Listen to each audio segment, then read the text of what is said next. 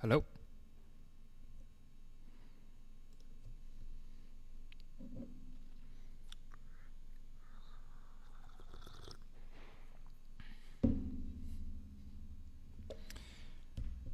All right. Attention, chiropractors, slayers of subluxation, unleashers of the imprisoned impulse. I'm Dr. Anthony Pellegrino from ChiroEdge, and welcome to this week's edition of the Chiropractic Research Breakdown, where each week we, ammo you with the provide you with the ammo and certainty necessary to change the health of your community from the inside out. We've got an exciting day for you today because we kick off Heart Health Month, which is awesome. Each week we're going to be reviewing one article that discusses chiropractic and cardiovascular disease, the heart, the cardiovascular system, etc., which is great. So we've got that for you today. We've also going to go ahead and we're going to be breaking down some research on kiddos and bilateral ear infections. And we're also going to go ahead and hammer some research for you guys on a case study on brain injury and whiplash following an accident that resulted in headaches, neck pain, and vertigo, and go into some mechanism there about why chiropractic has to do with the brain and not just like bone on nerve, which is awesome. So while we're diving into this, you guys can go ahead and always get this information straight to your inbox in patient newsletter format, which is the whole point of this in the first place, being able to empower our community to be educated and to refer. And you can do that by going to chiroedgemedia.com. If you just kind of wanted to dabble a little bit, what we also wanted to do is we believe in helping chiropractors reach their community in different ways. So we've put together a free year of social media for you guys, where each week you'll go ahead and get a couple social media memes from us for you to use for your community with some breakdowns on that. So you can do that at chiroedgemedia.com/social. So we're going to start off kicking off Heart Health Month here by diving into a case study that was published in 2014 in the Annals of Vertebral Subluxation Research. It's called Reduction in Cardiovascular Disease Risk Factors Following Chiropractic Care, a case study and review of the literature. I like this, and I wanted to start off with this because I wanted to talk about some different risk factors, and we dive into this case study, and I'm going to talk about what I like about it, what I don't as well. So some background: cardiovascular disease, if you don't know, is the leading cause of mortality and a major cause of morbidity in the world. More than 80 million Americans are diagnosed, and inflammation is often a common factor. To sum up this study, the authors said that this described chiropractic management of a patient with vertebral and lower extremity subluxations and a chief complaint of hypercholesterolemia and hypertriglyceridemia, along with ancillary complaints of gout and secondary low back pain, are discussed within the context of this study. So this is a 30-year-old male, which to me is pretty crazy because if I'm recording this on Tuesday, February 5th, and I turned 30 yesterday. So happy birthday to me. Yes, I feel old. Moving on. This 30-year-old male is suffering with hypercholesterolemia, hypertriglycerides. He has low back pain, and he has gout, and he's been suffering with this stuff for 4 years. He was prescribed simvastatin for his cholesterol, allopurinol for his gout. They actually did a pretty thorough physical initial exam, including motion and static palpation, posture, orthopedic tests, neurological tests, deep tendon reflexes in upper and lower extremities, and they did thermography. But they have no mention of x-rays. Oh well. Okay. They say on the value of thermography that dysfunction of the sympathetic nerves innervating the vascular beds of the skin demonstrates asymmetrical deviations in skin temperature, which has been reported in a plethora of health problems, including involvement of peripheral nerves. All right. Subluxation is going to cause contraction of the vascular beds on the surface of the skin, which is going to cause one side to be hotter or colder. I like that they're not just doing and saying like, oh, well, a nerve gets hot when there's pressure on it, but because I heard people say that, heard people say some crazy things, but that's true. So the frequency of care they did for this guy was they did 3 times a week for 3 weeks, and then they saw him 1 to 2 times a week for 6 weeks. They also made dietary changes, nutritional changes, exercise. They adjusted the guy, diversified. Based on their description, it wasn't a flying 7, which is great. Also might not have been the most specific, being that we didn't have things like x-rays. They were just kind of feeling for and analyzing where that motion and static palpation wasn't 100% and adjusting based on that, which is way better than a lot of the studies that we review on here, which is just like, oh, hey, I just moved the atlas on the left, and I compared it to when I moved it on the right. But it's like, well, you didn't actually do any analysis. So at least they did an assessment, and they adjusted based on what they found was subluxated and not just randomly, which is awesome. So they saw big changes in the objective indicators of subluxation, which is important. They saw big changes in static and motion palpation, saw big changes in thermal symmetry, and quite frankly, say whatever you want about technique or diversified, if you're getting changes in the objective indicator of subluxation, that's all that matters. If you're checking to make sure that this person is less subluxated, I don't care if you hit them on the butt with a shovel. If they're less subluxated and you can prove it, you did a good job. So kudos to you guys. That's awesome. So as they went through, saw not only these changes as they went through, adjusted this guy over the course of 9 weeks. They saw not only changes in objective indicators of subluxation, but they say that under the discretion of his general practitioner, the patient discontinued usage of prescribed statin and allopurinol and went from being obese to overweight based on BMI, which is awesome, right? So we saw huge changes in the hypercholesterolemia and the hypertriglyceridemia, and those are both risk factors for future cardiovascular disease. So at 30 years old, why this guy may not have been diagnosed with heart disease at this point, he was certainly well on his way. So what they literally did was they changed the trajectory of this guy's health. They removed some of these risk factors and said now he's going to be less likely to be able to he's going to be less likely to develop this issue over time. Well, that's awesome. When we talk about mechanism, they go ahead and they state the subluxation may affect the rate, the rhythm, and the power of the heart contractions through sympathetic efferent nerves originating from T1 to T5. Okay. Cervical subluxation at any level could also affect sympathetic efferent pathways to the heart by the superior cervical middle, cervical and stellate ganglia. Afferent and parasympathetic efferent innervation to the heart could also be disturbed by upper cervical subluxation, primarily because of the passage of the vagus nerve through the jugular foramen. Yes, and I just think that there's more. And when we're going to look at this, I think that if you guys don't know who Dan Sullivan is, Dr. Dan Sullivan, the chiropractic certainty advocate, I think he does a really, really, really good job of helping people. He has this whole like back to the brain program, which I really like. I really like the concept of it. I haven't taken it myself, but his whole thing is moving people to the subluxation instead of just being a spinal cord and nerve thing, but saying that we're literally going to go ahead and subluxation affects the function of the brain. And we know that is true, and I just think that when we're going to be describing this mechanism in studies, I just want to see more studies actually get to the afferent pathways, not only just affecting the afferent pathways, not only just affecting like the sympathetic parasympathetic system, but literally looking at how that's going to bombard the frontal cortex. It's going to affect the amygdala. It's going to affect the hypothalamic pituitary adrenal axis, the HPA axis. And I really just want to see us get more into that and see that the subluxation is not only going to affect the nerves that come from this area. The heart isn't only going to be affected by these sympathetic efferent pathways from T1 to T5, but we're literally going to change the way that the brain is able to perceive the body because it's receiving garbage information. So while the brain and the nervous system are actually responding correctly, they're responding to improper information. And that's the reason that we have this cardiovascular disease. That's the reason that we have these heart disorders. And I really want to see us just kind of go back to that.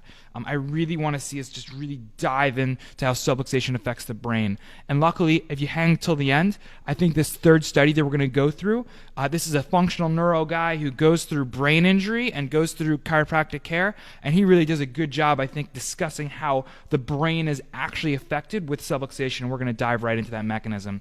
So I want you to notice right now when we kind of go through this how you feel, right? You may be excited that subluxation can affect something like cardiovascular disease and that we're describing that. If you're anything like me, that's just something that's really important because we see it all the time, right? And you might have that. But you also might not.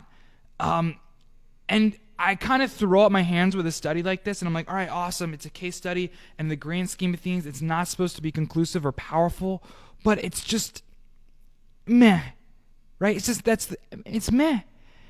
Was this change because of subluxation, because of the adjustment, or was it because of dietary and lifestyle and exercise changes? I don't know. And since this is a case study, I mean, we're talking about this individual person's life. So does it matter where the change came from for him? No, it doesn't. But when we're putting this in a journal like the Annals of Vertebral Subluxation Research, if you were to walk up to somebody on the street and say, hey, if you are obese, if you have bad cholesterol, if you have bad triglycerides, do you think that diet and exercise is going to help? They're going to say, yeah, of course it's going to help. I don't know anybody who would disagree with that. If you say, do you think that getting adjusted to make sure that your brain can properly control and coordinate the function of every system in the entire body, such as your cardiovascular system, do you think that that's important as well? They're going to say, no, what the heck does chiropractic have to do with my heart? I don't have neck pain. So it's like, what is this actually doing? What actually caused the change? Well, I wanted you just kind of sit with that and think about it, and think about the way that we're communicating in each of our practices. Think about the way that we communicate to our community, and think about where we're putting our focus. If you're listening to this for the first time, a little clue into my life is I love correcting subluxation, and I really don't care about anything else. If you're listening to this for the second time or more, chances are you knew that, and chances are you probably do the same too. Because I just think that chiropractic is flippin' amazing, and I think that we can just do a really, really, really, really much better job correcting subluxation and talking to people about subluxation. And if we think that somebody needs to make a diet or lifestyle change, I think there's people who are amazing that we can refer to out in the community, but we really shouldn't be mixing, and we really shouldn't be watering down this message of, yeah, you need to get this checked, but you need to get your diet and lifestyle under control, but you need to make sure that you're getting adjusted as well. And this is the one thing that I'm excellent at, right? If you guys have kids in the car, I'm going to say, you just skip forward like 1 minute, because I'm going to tell a story and it's going to be a little funky. When I was a child, like second, third grade, I had a varicocele, and I had a varicocelectomy. So essentially, I had a surgery on my nuts. There it is. And they're perfect. They're fine now. They're working great. I mean, I don't have kids yet, but we haven't tried, so who knows? But they're doing okay. They work fine. Moving forward. When I went, I can't believe I'm telling you guys this story. I can believe it. I'm crazy. I remember so specifically, I was in like third grade, fifth grade. I think it was fifth grade. I was in fifth grade. And my younger brother, 4 years younger than my brother Matt, came with me to an appointment. And his wrist hurt him. So he wasn't there for like the exam or anything. That'd be weird. But he was just there because it was like a day off. My dad took a day off, and like he was, I guess, out of school. Whatever, summertime, whatever. He came for the appointment. And he went ahead and he asked the doctor, and he said, "Hey, doc, hey, doc, my wrist really hurts. Can you take a look at it?" And the doctor looked at him. I was in 5th grade, so he was in 1st grade at the time because he's 4 years younger than me. And he goes, Matt, I want to let you know, and I'll remember this for the rest of my life. He goes, Matt, I want to let you know, I don't know wrists. I only know penises. I remember that to this day, and it's like, I just want to say that to people. I just want to be like, guys, the guy has his medical degree. He did a rotation probably in orthopedics. He probably knows a lot about the wrist. He probably knows more than anybody else in the room about the wrist, but he knows more than anyone else in the county about penises. So he sticks there, and if somebody has a question about the wrist, he refers them to a specialist in the wrist because he values what he does enough to say, listen, this is the one thing that I know more than anybody else on, so this is the one thing I'm going to talk about. If you want to get advice on a wrist, go to somebody who's going to give you advice on a wrist. I'm going to tell you about your penis. And I wish the chiropractors would just know the nervous system. And that's it. I just wish that we know more than anybody else in the room about nutrition, about exercise. We know more than anybody else in the room at that time. But that's not what we're experts at. And I wish that we were just experts at one thing. Or we recognize that. Whew. Now for a more recent study. January 14th, 2019. Journal of Pediatric Maternal and Family Health. Dr. Paige Simon and Joel Alcantara. Whenever you see that man's name, Dr. Joel Alcantara, you know I'm about to get excited. Resolution of chronic recurrent bilateral ear infections following chiropractic care in a 1-year-old infant. Background stats you should know: before the age of 3, 80% of children will experience at least one episode of ear infections. By 5 years, 40% of children, 5 years old, 40% of children will have multiple recurring ear infections. Concerned by parents with their child's pain, disturbed sleep, and irritability, combined with a wait-and-see medical approach, has motivated parents to seek alternative health care for their child. Chiropractic care is the most popular and highly sought after of practitioner-based therapies for parents looking for alternatives with ear infections. So a 1-year-old infant brought in after suffering with 4 bilateral ear infections over the course of 5 months. After each antibiotic use, symptoms would resolve but would return within 1 month. The kiddo also had frequent colds, sinus congestion, and food allergies. He was born at 37 weeks via scheduled cesarean section. Birth trauma. They assessed and adjusting using toggle in the upper cervical area and then Logan once that cleared for 1 to 2 times a week for 6 weeks. It's pretty similar to how I adjust kids in my office. That made me happy.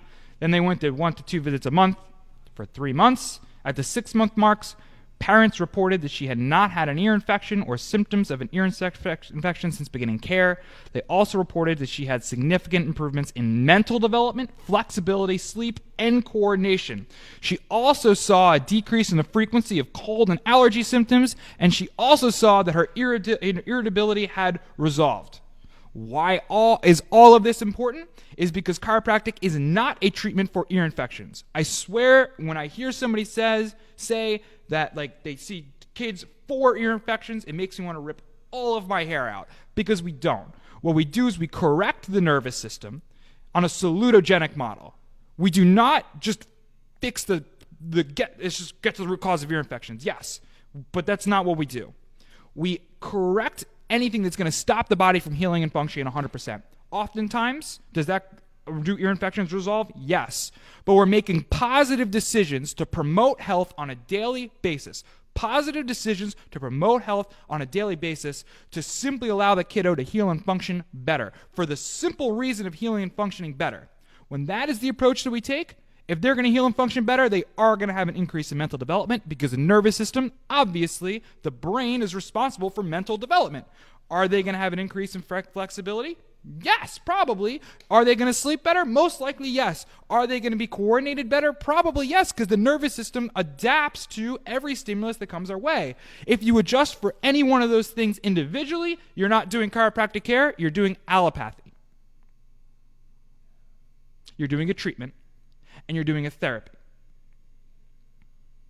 If you're correcting subluxation for the sake of correcting subluxation, that is what chiropractic care is. Now, from January 19th in the Annals of Vertebral Subluxation Research, we do resolution of vertigo, neck pain, and headaches following chiropractic care, a case study, and review of the literature. So in this study, we're going to highlight the effective management of a patient suffering with whiplash disorders, which included severe vertigo, headaches, and neck pain. Important stats for you to know: 1.7 million civilians suffer from a traumatic brain injury. 35% of U.S. adults over the age of 40 have vestibular dysfunction. That number to me is astounding. 35% of people over 40. To quote the article, for all intents and purposes, we consider whiplash injuries to be in the same realm as a traumatic brain injury, and there is subsequent traumatic changes to the brain as a consequence of whiplash injury. Yes, yes, yes, yes, yes. Those who suffer a TBI often experience sensory motor deficits, disequilibrium, and vertigo. The rationale behind how whiplash injuries cause vertigo is based on the idea that post-traumatic modifications in the proprioceptive input, along with neck pain, will alter the proprioceptive input to the cerebellum and cause subsequent damage to the vestibulospinal reflex. Welcome to Disorientation, my friends. Research has shown that the brain will literally alter its physiology and even its morphology following traumatic and non-traumatic neck pain. Post-traumatic neck injury can also cause a decrease in gray matter volume in the anterior cingulate cortex and the dorsolateral prefrontal cortex after only 3 months post-trauma. Literally, in the presence of a whiplash injury, the brain can start to degrade.